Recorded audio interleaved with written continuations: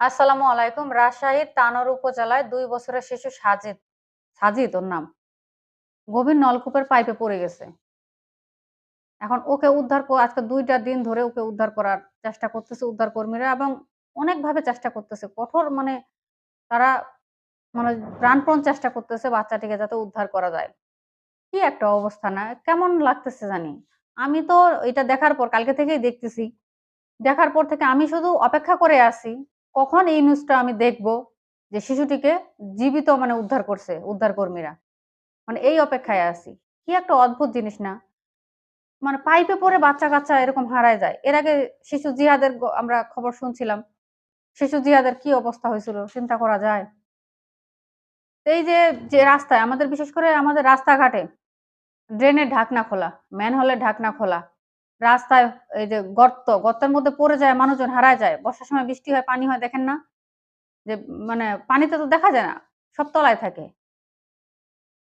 হারায় যায়। মানুষজন পড়ে ম্যানহোলের ঢাকনায় পড়ে, ড্রেনে পড়ে মানুষজন হারায় যায়। তাকে আর খুঁজে পাওয়া যায় না। পরে তার লাশ পাওয়া যায় বুড়িগঙ্গা নদীতে, অমুক জায়গায়, তমুক জায়গায়।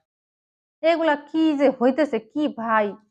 দেশটা কি সিস্টেমটা কি ঠিক হবে না নাই?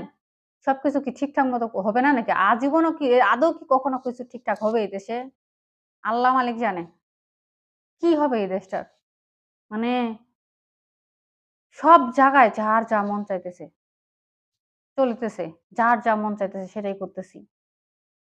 মাঝখানে আমরা হচ্ছি জনগণ, আমরা সাধারণ জনগণ হইয়া পড়ছি বিপদে। নিজের দেশে থাকি, মনে হয় ভাড়া থাকি এই দেশে। না কথার দাম আছে, না আমাদের দাম আছে, না আমাদের মানে মতামতের দাম আছে, কোন কিছুরই দাম নাই। যখন যিনি শাসক তখন তার সবকিছু চলে। এমন দেশ আমাদের। নিজের দেশে নিজেরা ভাড়াটিয়ার মতো মনে হচ্ছে আমাকে। যে ভাড়া আছি মনে হয় এদেশে। একটা দেশের নাগরিকের যত ধরনের নিরাপত্তা বা যত ধরনের সুযোগ সুবিধা প্রয়োজন, আমরা সাধারণ জনগণ পাই না তো।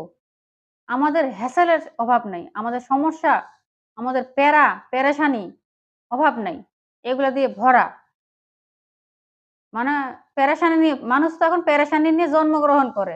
একটা শিশু বাংলাদেশে যে জন্মগ্রহণ করে, সে ভূমিষ্ঠ হওয়ার সাথে, সাথে ঋণের বোঝা মাথায় নিয়ে জন্মগ্রহণ করে। এমন একটা দেশ হলো আমাদের। এই হলো আমাদের অবস্থা। আগামী দিনে চিন্তা করি, অনেক চিন্তা করেন। আগামী দিনগুলা নিয়ে অনেক বেশি চিন্তা করি।